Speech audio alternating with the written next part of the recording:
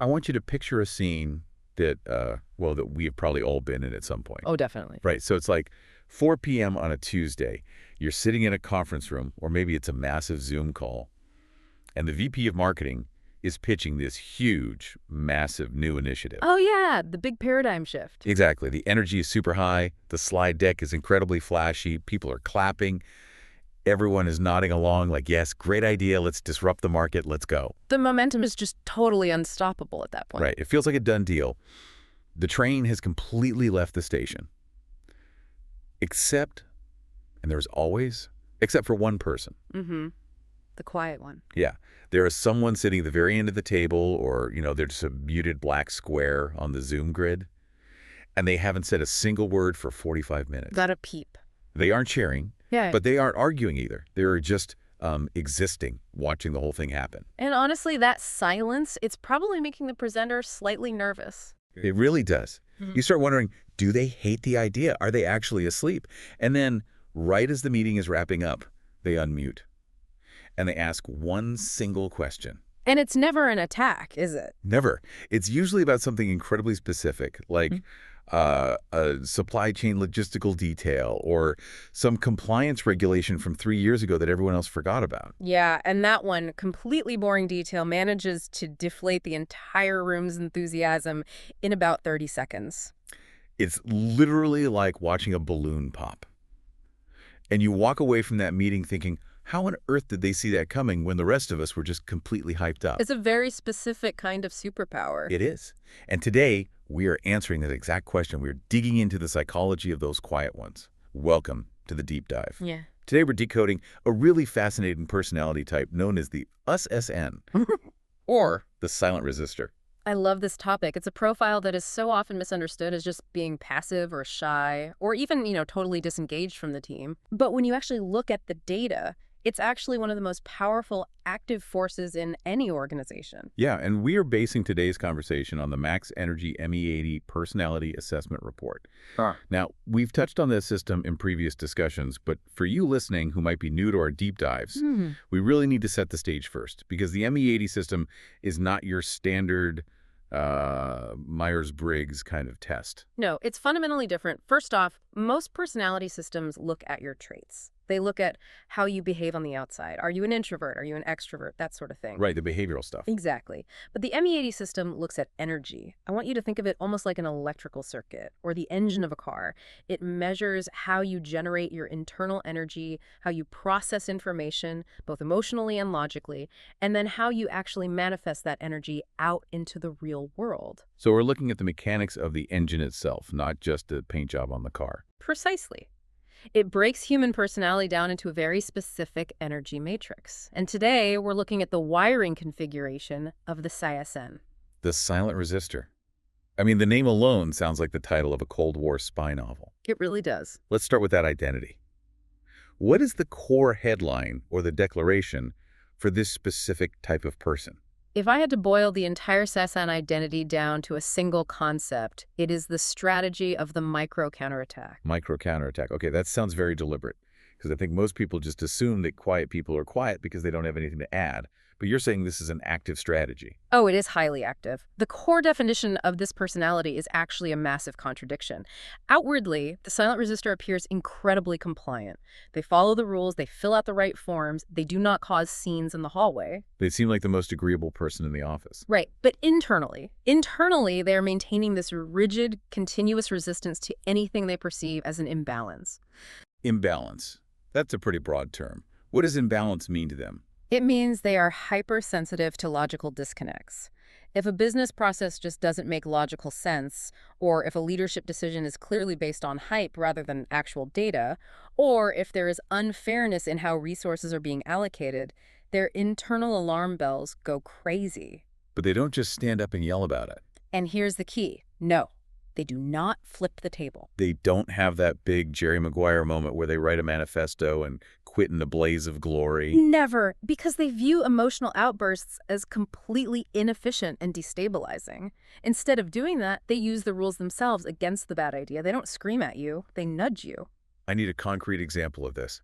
What does a micro-counterattack actually look like in the wild? Okay, let's go right back to your meeting example from earlier. A loud resistor, someone with a highly aggressive energy profile, would stand up and say, this plan is completely idiotic, it will never work, and I refuse to do it. Right, creating a huge conflict. Exactly. But the silent resistor stays quiet. They just wait. And then, maybe 2 hours later, they send a very polite email to the project lead.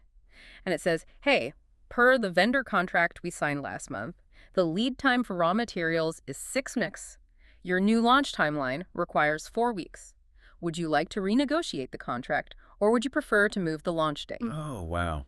That is incredibly cold. But it's so effective. Notice they aren't saying no.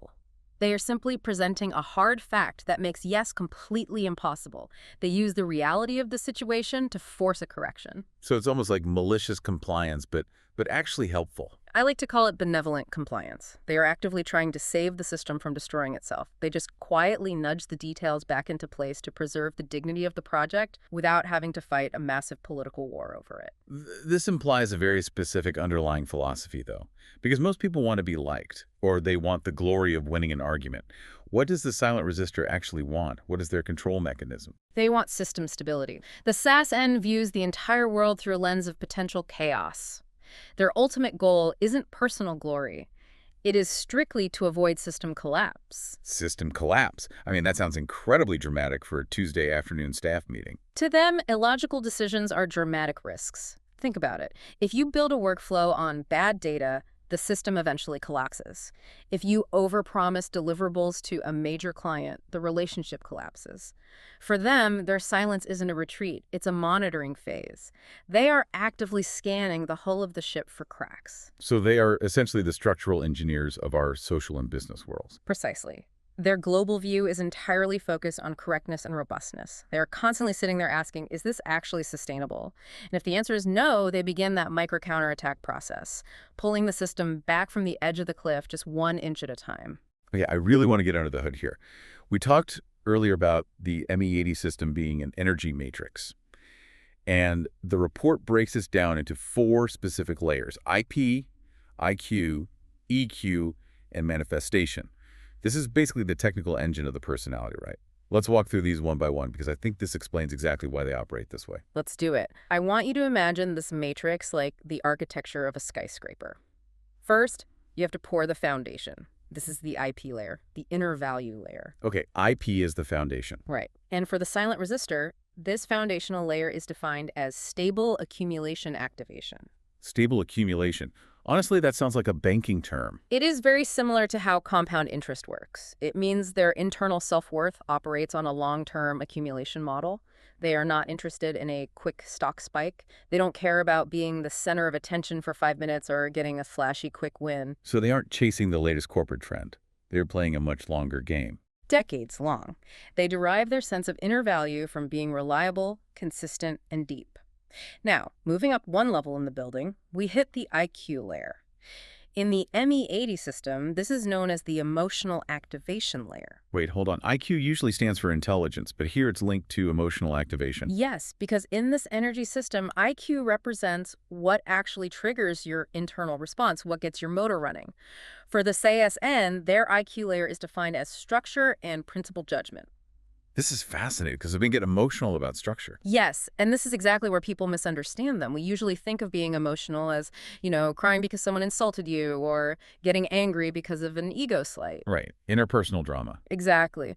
But for a silent resistor, a violation of logic triggers a visceral, actual emotional response. If you break a fundamental rule of fairness, or if a column in a financial spreadsheet doesn't sum up correctly, or if a company policy directly contradicts itself, they feel actual physical stress. It literally hurts them to see things done incorrectly. It truly does. To them, illogic equals chaos, and chaos is the ultimate enemy. But, and here is where the 3rd layer comes in, they have a very specific EQ, or decision calculation layer. This is the mechanism that decides what to actually do with that stressed feeling. Okay, so what does their EQ do? It's defined as emotional bearing and stability. I want you to think of a load-bearing wall in that skyscraper, or a massive concrete dam holding back a river. So the IQ layer is the rising floodwater, the stress of seeing the logical error, and the EQ layer is the dam. That is the perfect analogy. Even though they are deeply triggered by the mistake, their EQ is specifically designed to absorb that pressure. They clamp down, they rapidly calculate that exploding or yelling would just create more chaos, so they hold it in. They literally bear the weight. That sounds completely exhausting. They're essentially walking around as a human pressure cooker. They really are. They absorb the shockwaves so the rest of the team doesn't have to. But eventually, that energy has to go somewhere. Which brings us to the top floor, the manifestation layer. This is the actual output. This is what the rest of us actually see them do. Exactly. Because of that heavy, stable foundation and all that intense pressure they're holding back, when they finally do take action, it is not a chaotic flood. It is a laser beam. Their manifestation is focused entirely on correcting the course. So no shotgun blasts of emotion, just a sniper shot of pure logic to fix the specific error. You nailed it. Extreme penetrating power at the execution level, backed by massive stability at the foundation. Let's dive a bit deeper into these inner traits. We talked about the microcorrection. I really want to paint a vivid picture of this silent resistance in action, because the report says they don't flip the table, but they also absolutely do not give in. Think of it like a very old tree in a windstorm. It doesn't uproot itself, but it also doesn't stay so rigid that its branches snap. It moves just enough to survive. The silent resistor is doing this by constantly auditing reality. Auditing reality. I really like that phrase. It's what they do all day. They are completely immune to that reality distortion field that highly charismatic leaders often project. You know, when a startup CEO stands up and says, "We are going to triple our user base in 3 weeks," and everyone just gets swept up in the magic. Oh yeah, the reality distortion field. Everyone drinks the Kool-Aid. Right. The silent resistor is sitting in the back of that room, quietly calculating the math in their head. So while everyone else is high on the vision, they're checking the brakes. And they don't just check the brakes, they tap them. That's the continuous micro-correction. They don't want to stop the car from driving, they just want to keep it from flying off the cliff.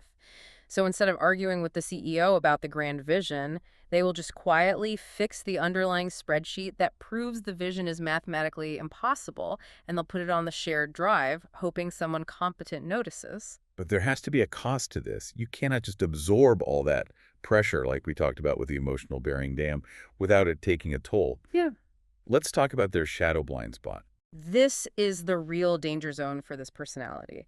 The report refers to it as internal friction buildup. Internal friction. Yeah. Like an engine that's running out of oil and about to overheat. Precisely. Remember, they are constantly engaging in this nonviolent non-cooperation that takes a massive amount of caloric mental energy.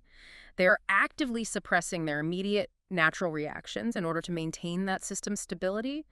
But emotions are energy. They don't just magically disappear because you suppress them. They accumulate. So what happens when the tank finally gets too full? Two very distinct things usually happen.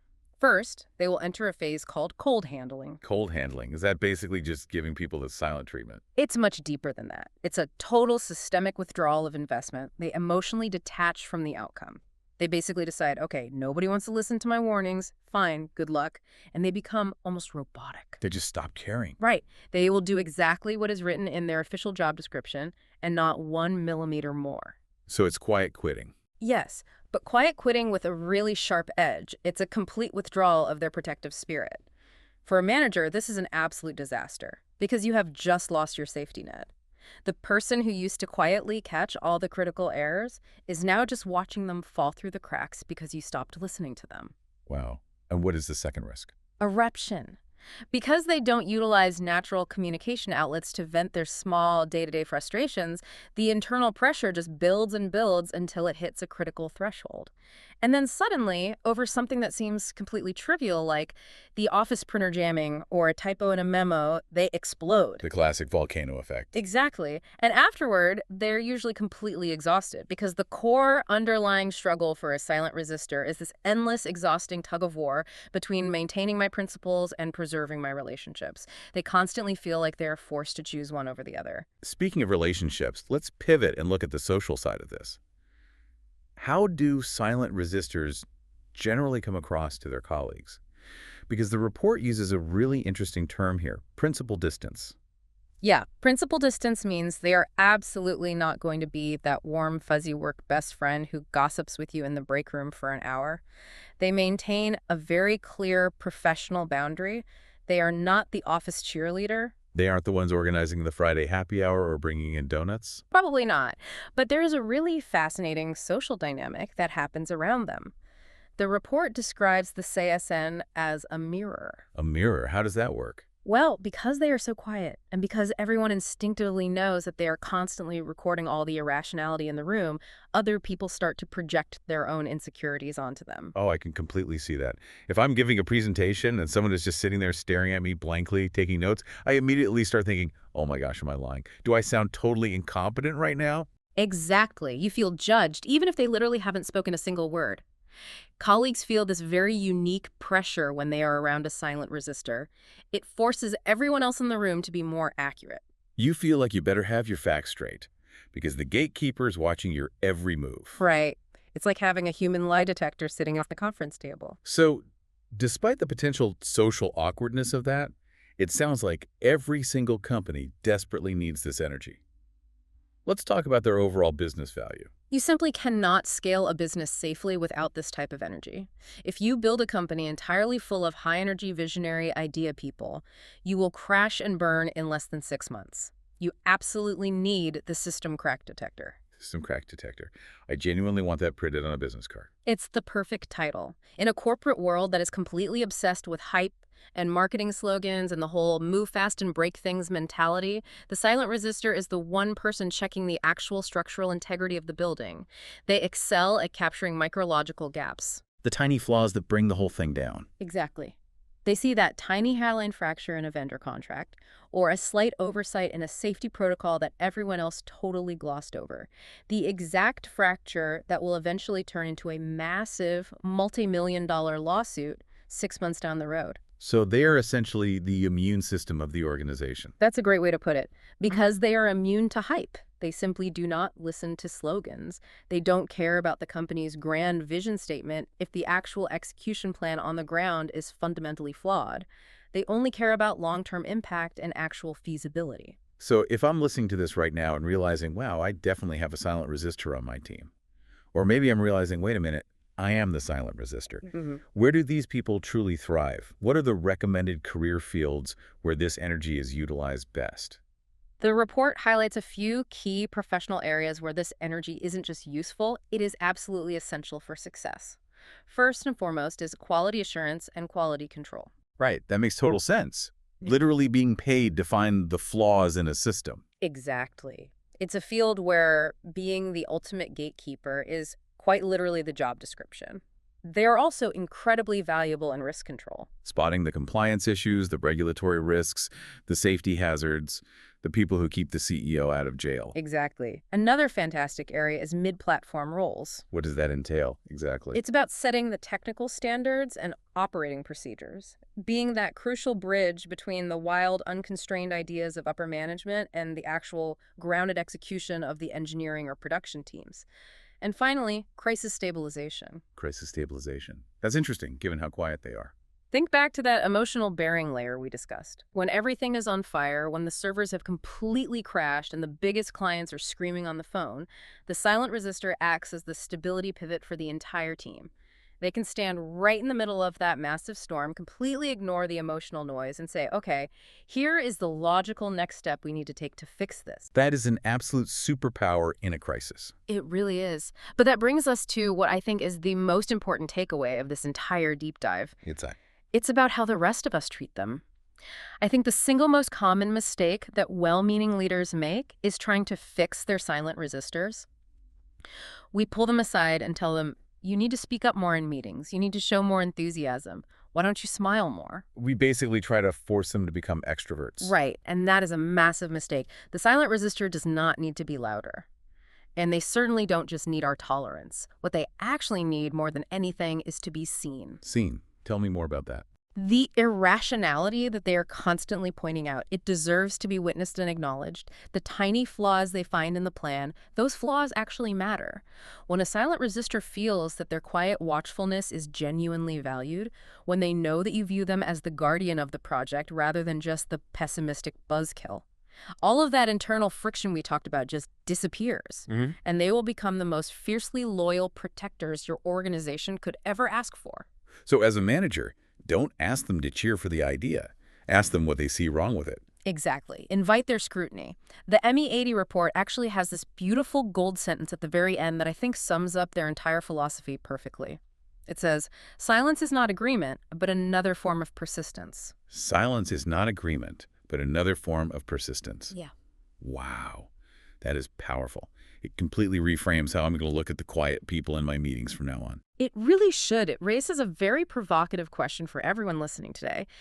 The very next time you are sitting in a meeting and someone is sitting across from you, totally silent, you need to ask yourself, are they actually agreeing with you? Or are they just waiting for your underlying logic to completely collapse? And maybe, just maybe, you should ask them what they're thinking before it actually does collapse. I would highly recommend it. This has been such an incredible eye-opening look into the SASN personality. I want to remind you listening that this deep dive was based entirely on the Max Energy ME80 Personality Assessment Report. It is an incredibly deep system with so much more to explore. Absolutely. If you want to understand your own personal energy matrix, figure out if you are the battery, the wire, or the resistor, you can learn a lot more by visiting their official website at www.maxenergylife.com. And you can also find their vibrant community on Facebook. If you search for Max Energy Gathering Energy Personality Study or Met Energy Energy Personality Psychology, you will find groups of people exploring these exact dynamics. It is definitely worth the search. Once you start understanding the raw energy behind human behavior, it really changes how you see everything. Well, thank you for guiding us through the power of silence today. It was my pleasure. And to all of you listening, keep learning, keep listening, and start paying much closer attention to the quiet ones in the room. You really never know what they're seeing that the rest of you aren't. We will catch you on the next deep dive.